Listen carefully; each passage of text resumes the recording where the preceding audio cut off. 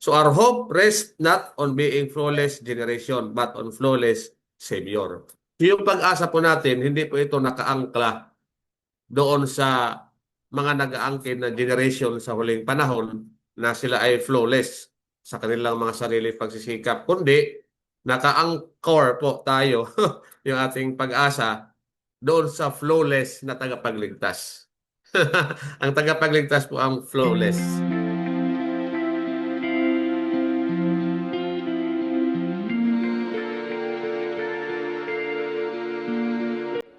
Be perfect, therefore, as your heavenly Father is perfect.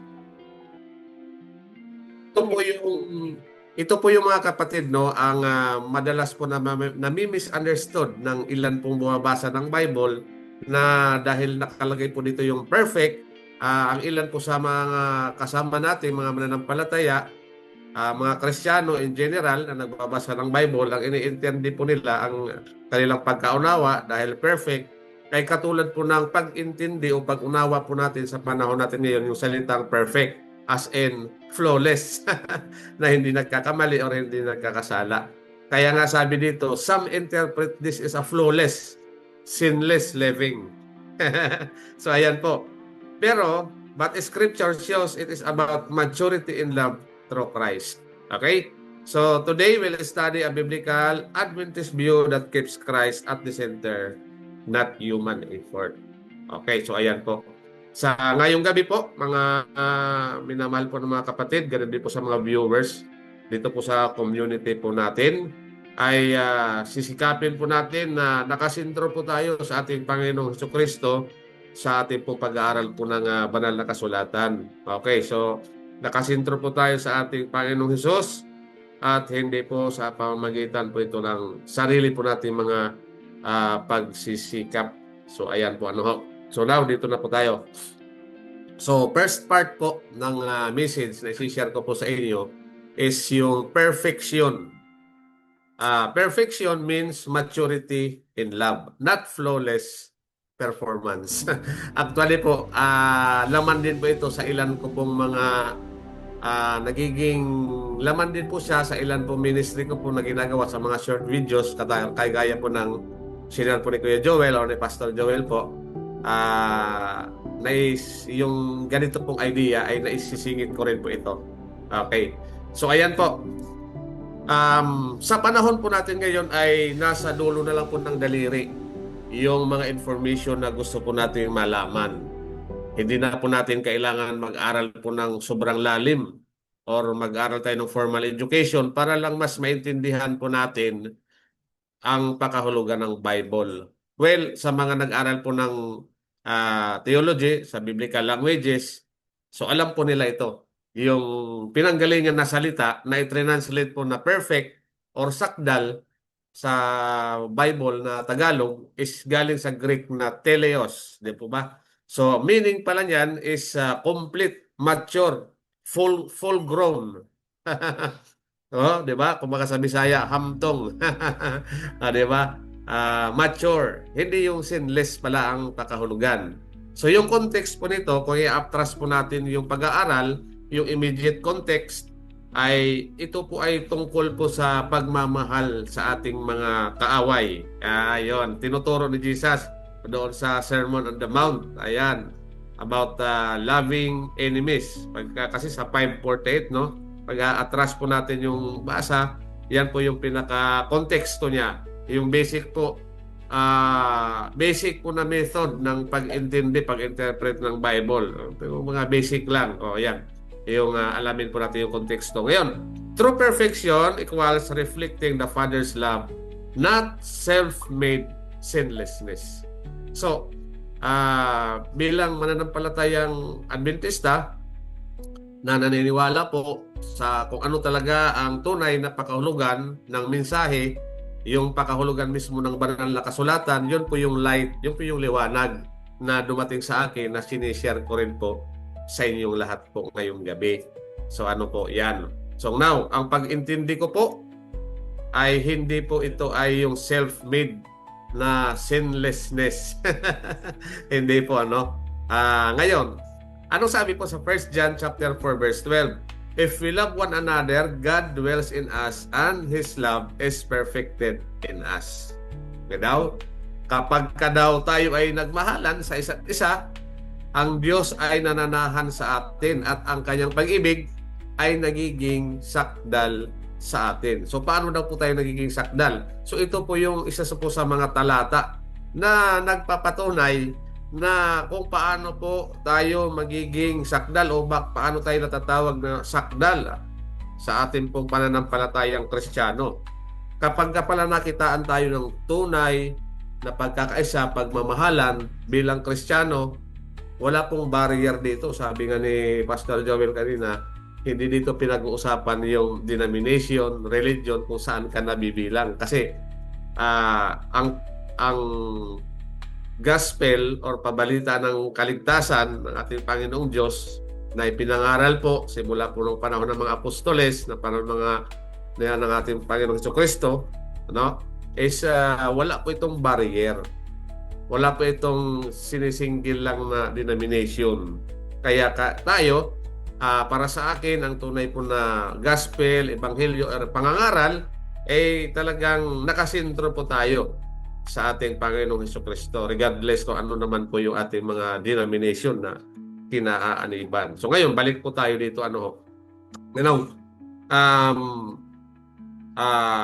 Yan po ang isa sa mga puntos na gusto ko pong bigyan po ng emphasis, no? Na meaning, ang ibig sabihin na sakdal, base din po sa konteksto dito sa Matthew chapter 5, na kung paano ang Ama ay inibig tayo ng mga makasalanan, kasi naging kaaway po tayo ng Diyos. Nung tayo ay maging makasalanan, nagkubli po yung kanyang mukha sa atin. Pero dahil po sa sakripisyo na ginawa ng ating Panginoong Hesus, tayo po ay naging naipanumbalik po ang ating relasyon sa ating Panginoong Diyos. Ngayon, ang mahalagang punto po dito, tayo po ay kaaway ng Diyos, pero siya po ang nag-first move. Tama po? Nagkatawang tao, ang bugtong na anak, ang Panginoong Jesucristo, para abutin po tayo ng mga makasalanan. So yun ang refleksyon ng pag-ibig ng Ama, ang ating Panginoong Jesucristo, nung siya po ay nagkatawang tao dito sa lupa. Na bagamat tayo ay kaaway ng Diyos, sapagkat tayo naging mga makasalanan, yun. Ang pag-ibig ng Diyos ay inabot pa rin niya ang kanyang kamay na tayo po ay ihango o hanguin mula sa putik ng kasalanan. So ito po yung karakteristik ng Father, ng Ama, dapat na maging karakteristik po natin. Ito po yung context ng sinasabi sa Mateo Kapitulo 5, talatang 48, na kayo maging sakdal sapagkat ang Ama na nasa langit ay sakdal. Kung paano po niya inibig tayo na dati na tayo ay kaaway o tayo ay mga makasalanan at hindi tayo karapat-dapat. So dapat mag-reflect po ito sa atin. Now, once na nag-reflect po sa buhay po natin bilang Kristiyano, yung ganitong karakteristik, yan po yung ibig sabihin na tayo po ay sakdal. Sakdal saan? Sa pag-ibig. Kaya nga po yung naging title po dito na ginawa ko po ay Perfect in Love, di ba? Sa perfect in Christ, di ba? Perfect in Christ. Okay, so now, pangalawa, Jesus' humanity assures us of a compassionate Savior. O yung humanity ng Panginoong Jesucristo, ito yung nagbigay sa atin ng assurance, kasiguruhan. O sabi po sa sa Hebrews chapter 4 verse 15, tempted in all points like we are yet without sin. Okay. So kaya meron tayong kasiguruhan. Kasi ang ating Panginoong Hesus, tinukso po siya sa lahat ng kaparaanan katulad natin, pero siya po ay hindi nagkasala. Kaya sa kanya tayo mayroong kasiguruhan. Sa sarili nating pagsisikap na maging sinless as in flawless, sa divine level na pagiging flawless, ay wala po. Hindi po natin magagawa nang hiwalay po tayo sa ating Panginoong Diyos. So ngayon, Christ truly shared our humanity. He felt weakness, sorrow, and temptation. Yan po yung sinasabi natin. So sabi nga po sa Ellen G. White, Desire of Ages, mayroon tayong quotation po dito, page 112, He took upon his sinless nature, our sinful nature, that he might know how to succor those who are tempted. So ang emphasis natin mga kapatid, Jesus is more than a moral example. Hindi lang siya moral example. He is our Savior. Siya talaga yung Savior po natin. Hindi lang example, no? So his victory is credited to us and his intercession gives us power. So ayan po yan. No? So naikikredit po sa atin. Now, we don't follow Him to copy perfection step by step, but to trust in Him who already overcame for us. Hindi po natin kukopyahin ng word for word or step by step ang Panginoong Hesus na hindi magkasala sapagkat hindi nga po magagawa po natin sa ayon po sa aking pagkaunawa. Ano po? Kaya po, asa lang po tayo dito sa ating Panginoong si Kristo. Kaya this is Adventist view. So bilang Adventista, ito po yung view sa akin, sa personal ko rin na pananaw sa akin pong pag-aaral. So Christ's humanity guarantees that He can save us fully. Nagagarantiya po na fully kaya po tayong iligtas ng ating Panginoong si Kristo sa kanyang pagkakatawang tao sapagkat siya lang po ang naging perpekto na bagamat tinukso sa lahat ng kaparaanan ay hindi po siya nagkasala. Okay? So ayan po yan. Siya lang po talaga. Siya po yung nakagawa ng divine level, kaya sinasabi kong divine level perfection or flawlessness. Flawlessness, divine level. Okay, so ayan. Now, number 3. Tingin ko dito, Pastor Joel, ay hindi pa ito masyadong magtatagal. Pero sige lang. Mamaya, may tanungan siguro. Mas mahalaga siguro yung ating pong palitan ng tawag nito, idea or tanungan. Okay, so ganito. So, transformation is God's work in us. Pagdating naman sa transformation, ito po ay trabaho ng Diyos sa atin, not human achievement. Hindi po natin achievement. Sabi po sa Philippians chapter 2 verse 13, it is God who works in you both to will and to do. So ito po sabi sa Tagalog. Ano ba itong translation? Pinoy version, ang Bible. 2:13. Kasi ang Diyos ang kumikilos sa mga buhay niyo para maging willing kayong sumunod at gawin ang gusto niyang mangyari. Ang Diyos daw ang kumikilos sa buhay natin. Kaya it is God who works in you. So, may quotation po tayo dito from Ellen White. Sabi niya, the closer you come to Jesus, the more faulty you will appear in your own eyes. Totoo po yan mga kapatid. Kasi the more na nag-aaral po tayo ng banal na kasulatan, nagbabasa tayo ng Bible, the more na nakikita natin kung gaano po tayo kahina, kung gaano po tayo kamakasalanan, at the more na nauuhaw po tayo sa ating Panginoong Jesucristo. At dahil po dito, ay napapalapit po tayo sa ating Panginoon at unti-unti naman po na nababago po tayo. Ngayon, yung progress na nagkakaroon po ng transformation sa buhay po natin, this is not our achievement. Hindi po natin ito achievement sapagkat kumikilos po sa buhay po natin ang kapangyarihan po ng ating Panginoong Diyos sa gabay po ng banal na Espiritu. Kaya ang sabi sa atin, the Spirit transforms us by fixing our eyes on Christ. Pag naka-fix ang mata natin kay Kristo, doon po tayo natatransform, unti-unti po tayo nababago. Although, may mga pagkakataon na may nakakasala pa rin tayo, may mga time na nabibigla po tayo, nakapagsalita tayo ng hindi maganda, nakaka-offend po tayo. Growth in grace equals cooperation with God, not self-driven moralism. Yung paglago natin sa biyaya, mga kapatid, ito ay through the cooperation ng ating Panginoon. Of course, with our willingness, willingness natin. Now, growth in grace equals cooperation with God, not self-driven moralism. Ayan po yan. Okay, so next na po tayo. Okay, so number 4, part 4 po. Our assurance is in Christ's righteousness, not our sinless record. Kasi yung iba, may mga Kristiyano na nagsisikap sila na maging sinless sa pamagitan ng sarili nilang pagsisikap, no? Sa kanilang mga gawa, siguro parang nagre-record sila, binabantayan nila yung kanilang araw-araw na gawa. Maganda yung pakiramdam ko tong araw na to, na hindi ako nakagawa ng kasalanan. The following day, the next week, parang ganun. Hindi po yon.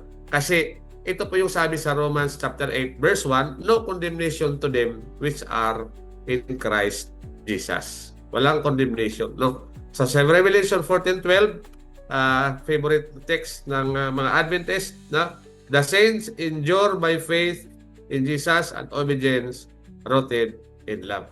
Oo. Narito ang pagtsatsaga ng mga banal. Sabi nga po, no?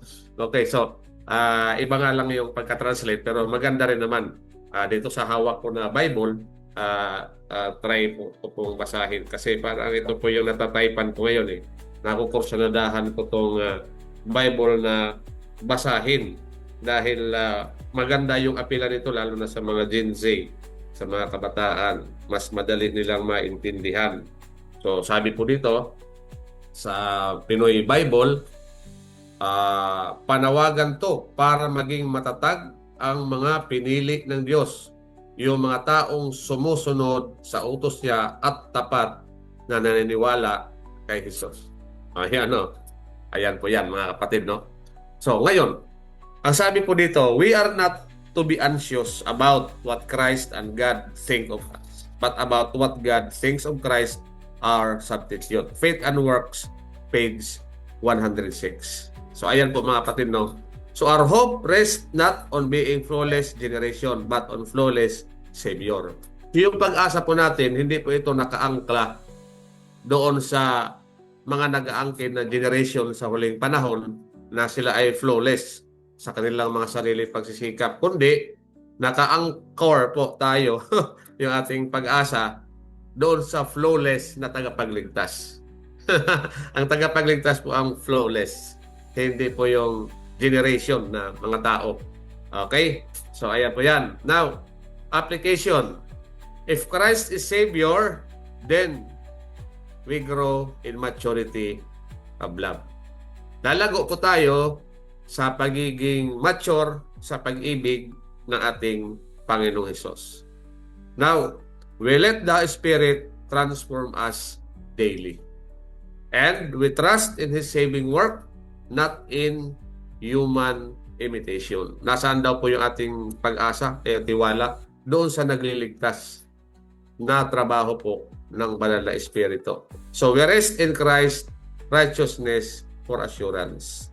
Ayan po yan. No? Kaasalan po tayo dito sa katwiran ng ating Panginoong Kristo, yung ating pong kasiguruhan. Yan po nakaasa. So now, conclusion po tayo para, ayan, mabilis lang. So Mateo 5:48, may 5:48 is not a burden of perfectionism. Hindi po ito burden ng perfectionism na pag nabasa po ng isang nagbabasa ng Bible, nag-aaral ng Bible, parang napakahirap yata. Kasi sabi dito, perfect. Na unawain natin as in perfect na hindi nagkakamali, hindi nagkakasala, hindi naman po yun talaga ang pakahulugan po ng talata. But an invitation to share in God's perfect love. Ito po ay imbitasyon. Ito pong Mateo 5:48 para sa bawat isa sa atin na ibahagi po ang perpektong pag-ibig ng Diyos. Yan po yan. Kasi pagka nanahan ang pag-ibig ng Diyos sa atin, tayo mga Kristiyano, nakitaan tayo ng tunay na pag-iibigan na walang pagkukunwari, tunay nga po na nahayag.